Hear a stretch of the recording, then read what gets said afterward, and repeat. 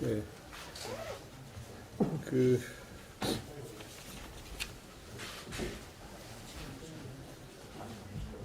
조금 이따가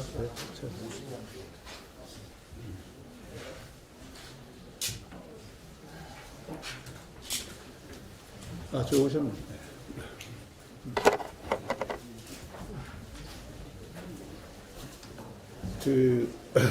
오늘 아침에 저희 선거대책위원회로 저희는 뭐 한 번도 뵌 적이 없는 분들입니다만은 여성들 지인 모임에서 이번 저희 색이 핑크고 저희가 핑크 선거를 지금 하고 있는데 여기에 걸맞게 이 핑크 장미를 저희한테 선거 승리를 위해서 꼭 이겨달라는 이 부탁 말씀과 함께 전화를 오셨어요. 그래서 이 자리에서 저희가 그 핑크 장미를 좀 받고 그것에 대해서 저희가 굉장히 좋은 아이디어가 떠올라서 조금 이따 다시 말씀드리겠습니다. 먼저 저희가 좀 핑크 장미를 좀 받도록 하겠습니다. 네. 오시죠. 예.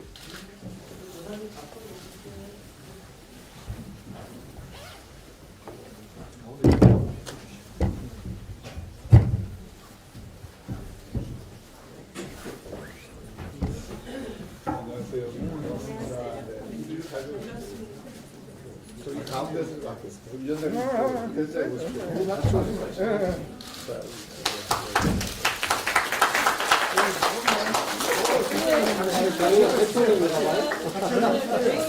아, 그래.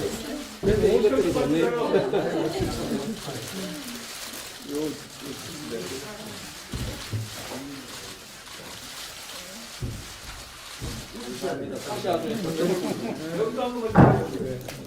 자, 우리 위원님들 다 이렇게 보이시죠? 보이시죠?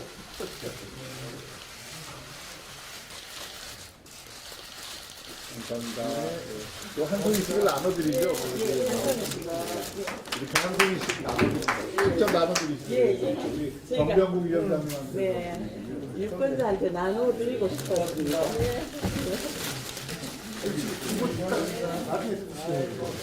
하나씩 가지고. 우리 기자님들도 하나씩 드리고. 다 들고. 누가 이렇게 들고. 저희가 핑크 장미 바람을 일으키기 감사합니다.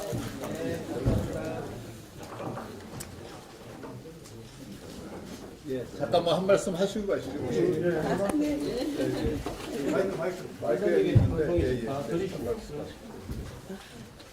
지난 2월 1일 날 도저히 나라가 이렇게까지 망가지는 걸 볼 수가 없었어.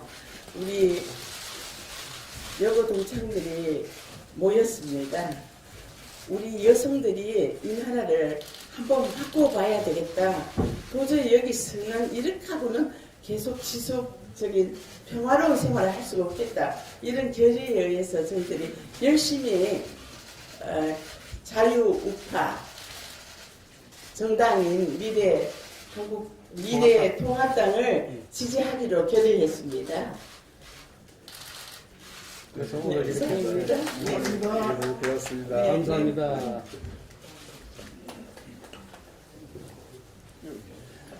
감사합니다. 네, 저희가 회의를 하느라고 받으셨나요? 우리 기자님들도 방송에서 드리시고.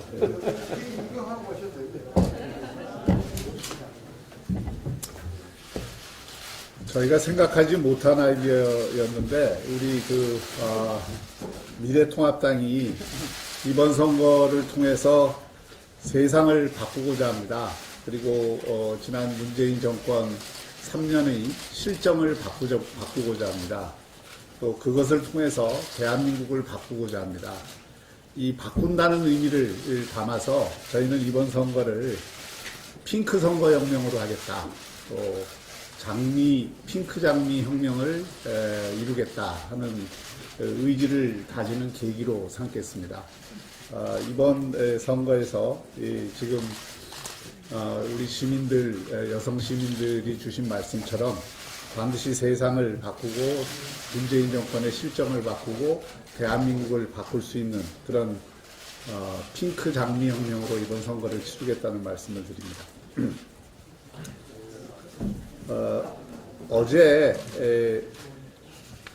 재난 지원을 위해 70% 가구에 40만 원에서 100만 원까지 지급하겠다는 정부 발표가 있었습니다. 발표가 나온 이후 전후 여러 기사들과 상황을 점검해 보니까 참 한심하기 짝이 없었습니다. 전후 사정을 살펴본 결과 명확해진 것은 어제 정책이 명백히 총선을 겨냥한 매표 욕망에 의해 결정되었다는 것입니다. 오늘 아침 동아일보 기사에 따르면 기재부가 정권의 핵심 인사들과 이 정책에 대해서 싸우다시피 저항했다라는 보도가 나왔습니다. 그럼에도 불구하고 이낙연 위원장과 민주당 조정식 정책위 의장, 윤호중 사무총장, 노영민 대통령 비서실장, 강기정 정무수석 등이 밀어붙여 70% 일괄 지급으로 정책이 결정되었다는 것입니다. 이것이 무엇을 의미하겠습니까? 총선 앞두고 돈 풀기로 표 구걸하겠다는 것 아닙니까? 기재부의 합리적인 정책 제언을 무시하고 정치적으로 이 방침이 결정되었다는 것을 분명히 알려주는 일입니다. 더구나 이낙연 위원장은 종로에 입후보한 분입니다. 총리까지 한 분이 표 얻을 생각에 나라 곳간이나 정책의 합리성은 뒷전으로 밀어버렸습니다. 오죽하면 홍남기 부총리가 반대 의견을 기록으로라도 남기겠다 했겠습니까? 70% 준다는 정책도 세밀한 준비 없이 이루어진 것이 당장 들통났습니다. 70% 경계를 어떻게 설정할지 대책도 없이 발표해서 사이트가 마비될 만큼 혼란이 일어났습니다. 연 8천만 원 소득 기준으로 70%를 잡는다면 따박따박 월급 나오는 공무원들을 포함해 좋은 일자리를 가진 사람들이 대부분 포함됩니다. 70% 기준이 어떤 합리성을 갖고 있는지 도무지 이해할 수가 없습니다. 우리는 경제 살리기와 관련 없고 나라 살림만 축내면서 일회성으로 지원하는 정책을 전형적인 매표용 정책으로 반대하고 비판합니다만 만일 줘야 하겠다면 국민들을 편가르지 말고 다 주는 것이 차라리 낫다는 점을 분명히 하는 바입니다. 미래통합당의 정책은 분명합니다. 첫째, 젊은 세대와 미래 세대의 어깨에 세금 폭탄을 얹지 말고 예산 재구성해서 긴급자금을 조달하라는 것입니다. 위기가 깊어서 만일 모자란다면 국민채를 발행해서 재정 부담을 최소화하자는 것입니다. 둘째, 일회성 지원이 아니라 필요한 것에 위기가 끝날 때까지 지속적으로 지원하자는 것입니다. 셋째, 경제 살리기에 도움이 되는 지원이라야 한다는 것입니다. 일자리를 잃는 것을 막는 데 초점이 두어져야 합니다. 일시적 충격으로 멀쩡한 기업이나 자영업자들이 도산하는 것을 막는 그런 정책이어야 합니다. 이런 정책을 제안해 온다면 또 우리의 이런 제언을 받아들인다면 언제든지 초당적 협력의 자세가 되어 있음을 다시 한번 분명히 밝혀둡니다. 또 어제 저는 제 귀를 의심한 일이 있었습니다. 최강욱 전 청와대 비서관이 공수처 수사대상 1호가 윤석열 총장이 될 것이라는 발언을 했습니다. 이들이 왜 공수처법을 만들었는지 본색을 드러낸 발언이었습니다. 이 발언은 이번 선거를 조국 복권 선거라 규정한 황희석 전 법무부 인권국장의 발언과 함께 정권 핵심들의 인식을 여실히 드러냈습니다. 윤석열 총장을 혼내주고 조국을 복권시키기 위해 조국을 공격하고 비판했던 사람들을 벌주는 공수처를 만들겠다는 노골적인 저의를 드러냈습니다. 더불어시민당이 공식 위성정당이지만 개싸움 국민운동을 선동했던 사람들이 열린민주당으로 집결해 경쟁적으로 조국 살려내기에 몰두하고 있습니다. 정말 경험하지 못한 나라를 또 경험하는 일은 없어야 합니다. 이번 총선을 통해 조국 살려내기, 윤석열 죽이기를 막아내야 합니다. 조국 본당 세력에 경종을 울려줘야 합니다. 바꿔야 삽니다. 네, 신세돈 위원장님 말씀해 주시죠. 6번에 걸친 코로나 대책 회의를 통해서 어저께 발표된 게 긴급 재난지원금 가구당 최대 100만 원이었습니다. 앞으로 대혼란이 일어날 겁니다. 내가 정부로 받은 지원금이 소득에 포함되는가 안 되는가?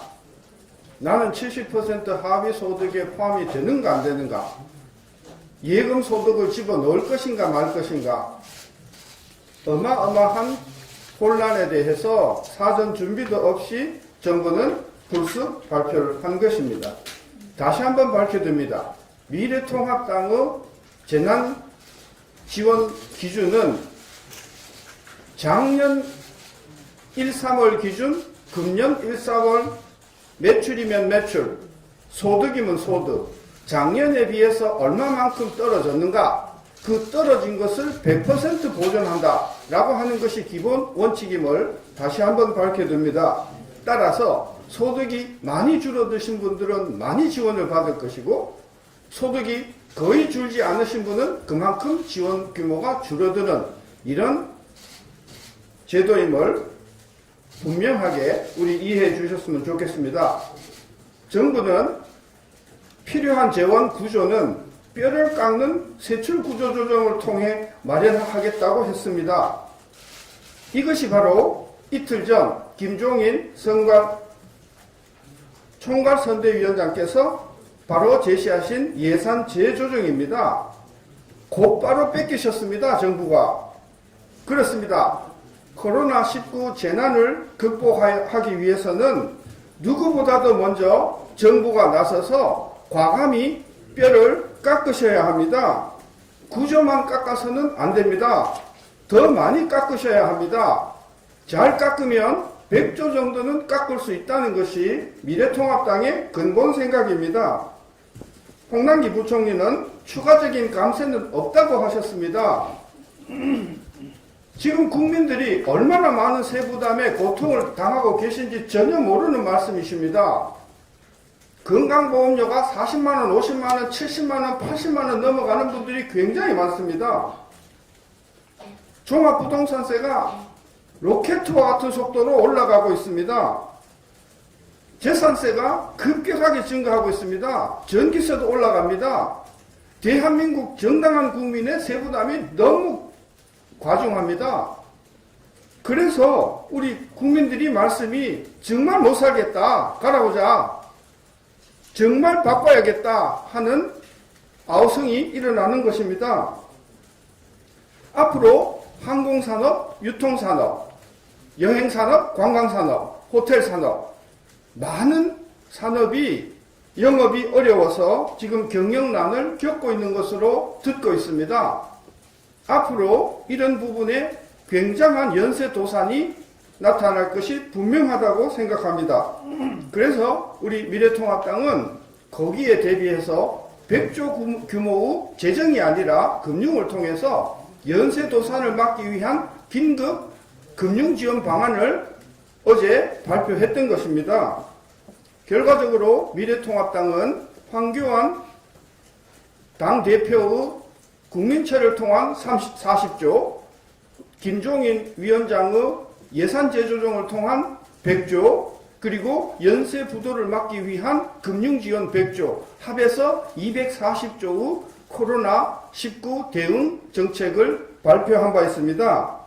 우리 미래통합당은 코로나 위기를 극복할 만반의 준비가 잘 되어 있습니다. 이제 바꿔야 삽니다. 감사합니다. 네, 다음은 정명국 위원장님 말씀. 예, 집권여당의 위성정당 이중대, 열린민주당의 비례 2번 최강욱은 대한민국 검찰총장을 공수처 1호 수사 대상으로 지목을 하고 있습니다. 최강욱 전직 청와대 공직비서관은 비서관이었습니다. 이 자리는 국민과 역사 앞에 대통령과 그 측근의 권력을 감시하는 자리입니다. 그러나 최 비서관은 그 반대로 했습니다. 국민과 역사 앞에 대통령의 의혹을 무마했고 그 의혹을 수사해야 할 수장인 조국의 비리를 앞장서서 조장을 했습니다. 심지어는 윤 총장 인사검증 과정 시 확인하고 있는 과정이 있다라고 얘기를 하면서 무슨 문제가 있는 듯이 얘기를 합니다. 그런데 문제는 자기 편일 때에는 문제가 있어도 그 문제는 문제가 되지 않다가 자기 편이 아니면 그 문제가 된다라고 하는 것을 스스로가 자인하는 이러한 발언을 서슴지 않고 합니다. 결과론적으로 공수처를 그렇게 목매어 했던 것은 공수처를 통해서 자기 비리들을 감춰낼 방어막으로 삼겠다라고 했던 것이 잘 드러내주고 있다라고 봅니다. 최강욱이 밝혀야 할 것은 윤 총장의 장모의 계좌 이전에 조국 아들의 허위 인턴 증명서이고 최강욱이 달아야 할 것은 비례 순번이 아니라 검찰 수사 영장입니다. 최강욱뿐만이 아니라 같은 당 비례 8번으로 조국을 조광조라 칭하며 검찰총장을 쿠데타 세력이라 하는 전 법무부 인권국장 황희석과 청와대 울산시장 선거 개입의 대가로 민주당의 공천권을 따낸 황운하 전 경찰청장까지 검찰로 가야 할 사람들이 국회로 들어와서 방어막을 치려고 합니다. 모당인 더불어민주당이 민주화파리 686 세대들을 전면에 배치했다면 자당인 열린민주당은 조국파리 파렴치범들을 전면에 배치해서 정의와의 전쟁, 법치와의 전투를 치르려 하고 있습니다. 이들이 국회로 들어와서 숨기려 하는 것은 청와대 선거 개입, 라임 사태, 조국 비리 등 권력형 범죄입니다. 이들이 국회로 들어와서 지키려 하는 것은 문재인의 권력과 조국의 미래 그리고 자신들의 기득권입니다. 검찰 기소를 면죄부로 국회를 도피처로 여기는 이들에게 15일 앞으로 다가온 21대 총선은 그들만의 축제처럼 느껴질 것입니다. 그러나 국민들은 어리숙하지 않습니다. 문재인 정권 하에서 권력형 비리 범죄자들을 심판할 것입니다. 이들을 심판할 마지막 수단은 선거뿐입니다. 민주주의 최후의 보루인 국회가 문재인과 조국을 종교로 믿고 광신하는 저들에게 농락당하지 않도록 국민 여러분들께서 지켜주실 것을 당부드립니다. 한 가지 더 말씀을 드리겠습니다. 오늘 정부는 온라인 개학을 발표했습니다.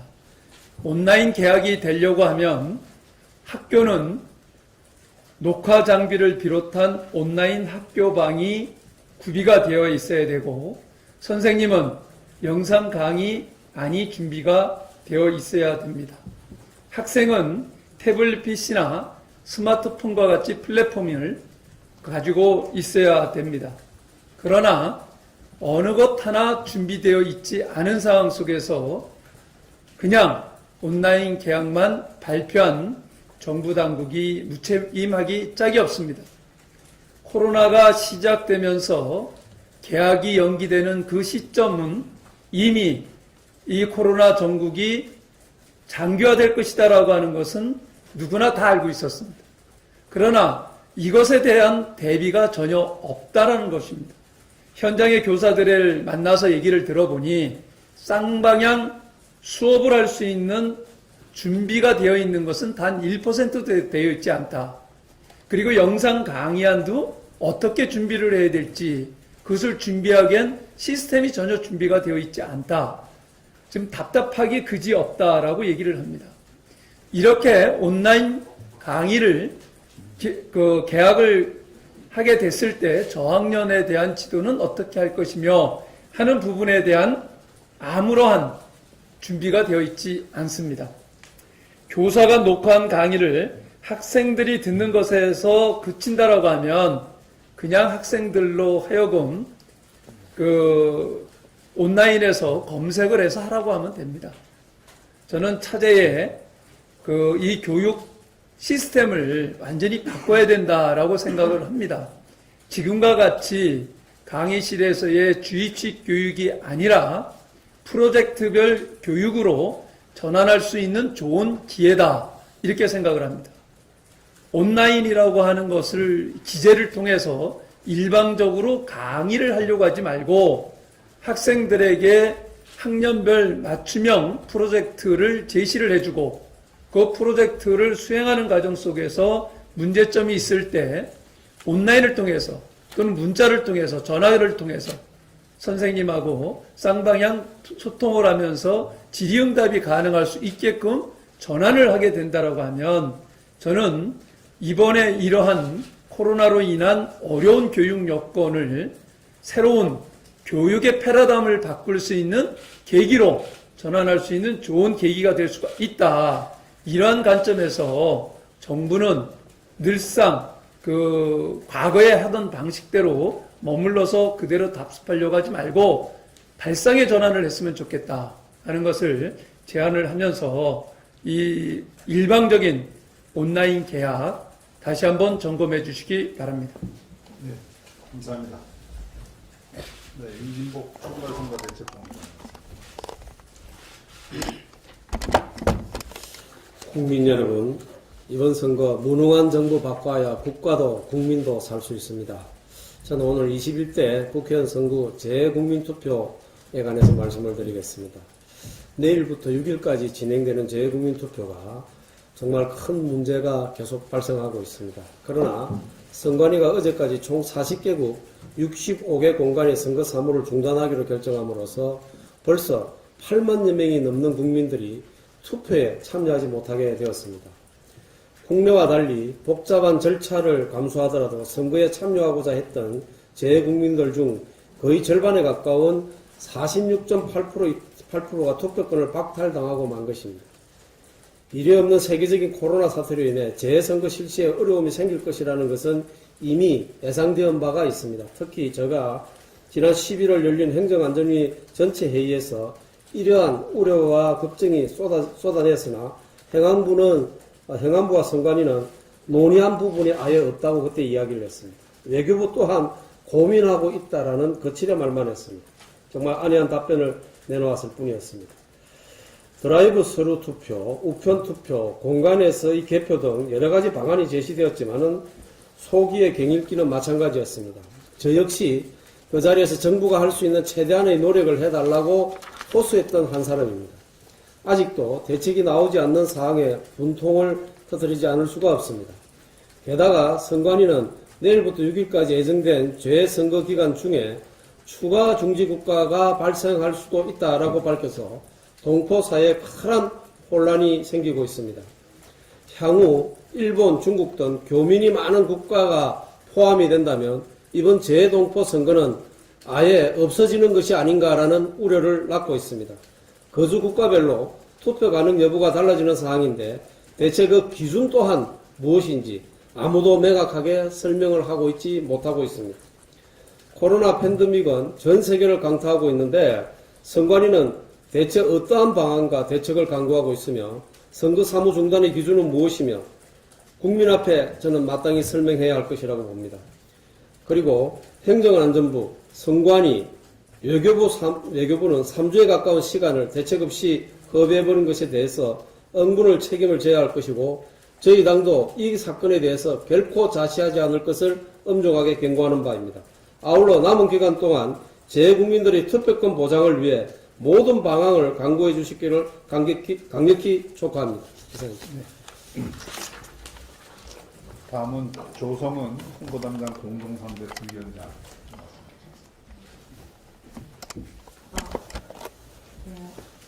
이번에는 정말 바꿔야 삽니다. 정부의 요란한 표파리 정책 중에서 코로나19 사태에서 가려지고 있는 이 청년 스타트업 생태계와 청년 근로자들의 직면한 위태로움에 대해서 말씀드리고자 합니다. 경제 주체들 사이에서 이 코로나19 사태로 가장 먼저 타격을 입은 것은 80%에 육박하는 영세 중소상공인들입니다. 하지만 이 중에서도 가장 심각한 피해를 입고 절망적인 상황에 놓여진 것은 청년입니다. 지금 청년 세대들은 새롭게 혁신산업을 도전할 미래도 일할 수 있는 미래도 모두 박탈당하고 있습니다. 가장 먼저 박탈당하고 있습니다. 이 선거의 중립성 간대 없이 정부의 표파리 중소상공인 대책안은 첫 번째, 이미 기대출자가 대다수인 영세상공인들에게 또 빚을 내라는 청와머니 대부업 정책, 그 빚을 내는 것도 줄 서다가 폐업하는 거북이를 넘어서 나무늘보 수준인 대출 정책, 그것조차도 담보를 내어놓으라는 보증기관의 뒤에 숨는 정책만을 내놓고 있습니다.